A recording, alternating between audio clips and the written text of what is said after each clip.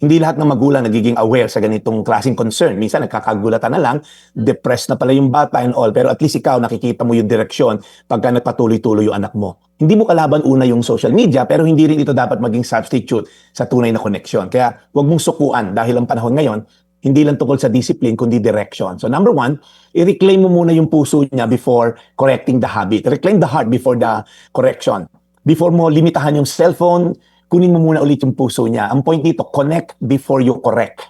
Kumonek ka muna sa anak mo before you make the necessary correction.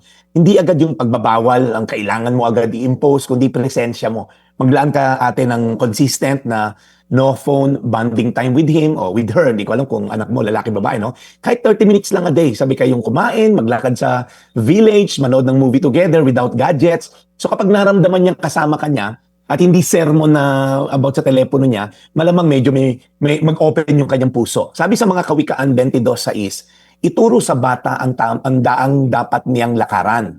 At hanggang sa paglaki, di niya ito malilimutan. So, teach a child daw, teach your children on the way they should go. Paglaki niya, they will not depart from it. So, pangalawa, teach her where true identity comes from. Tama ka, delikadong yung validation ang gagaling sa views at sa likes. Sa ganitong yugto ng kabataan, kailangan niyang marinig mula sa magulang, anak, mahal ka namin. Kahit wala kang i-post, kahit hindi million ang views mo, kahit wala kang ang social media, you were loved even before you perform.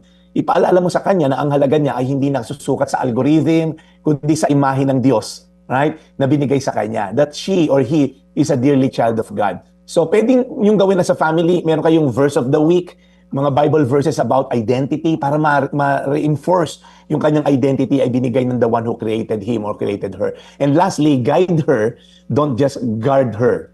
I-guide mo, hindi lang i-guard.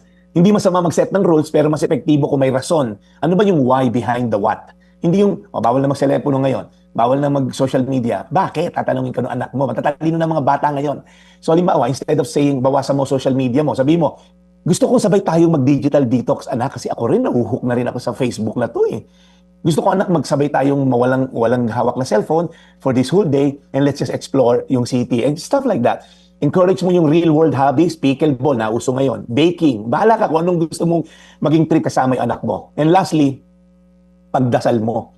Gabi-gabi, iluhod mo kay Lord tong battle na to ate because ito sometimes ay spiritual battle, hindi lang physical. So again, kaya yan, labanan, kaya yang mabago yung rhythm, yung discipline ng anak mo, basta nandiyan kayo mag-asawa. Bigyan mo siya ng responsibility sa bahay. Pag-pray nyo araw-gabi and the Lord will be with you. Mga Kawikaan 22:6, ituro sa bata ang dapat niyang lakaran at hanggang sa paglaki niya'y di niya ito malilimutan. Tayo magdasal, Lord. Alam namin, Lord, na mahirap, Lord, kalaban ng social media, ang mga anak namin, Lord. And even kami, nagfo-fall sa ganitong trap na puro na lang telepono at screen ang kaharap. Lord, help us to say no. Help us to limit our time and the discipline kung paano sabihin, Lord, at sa sarili na hindi ito ang aking identity, hindi sa likes, hindi sa views.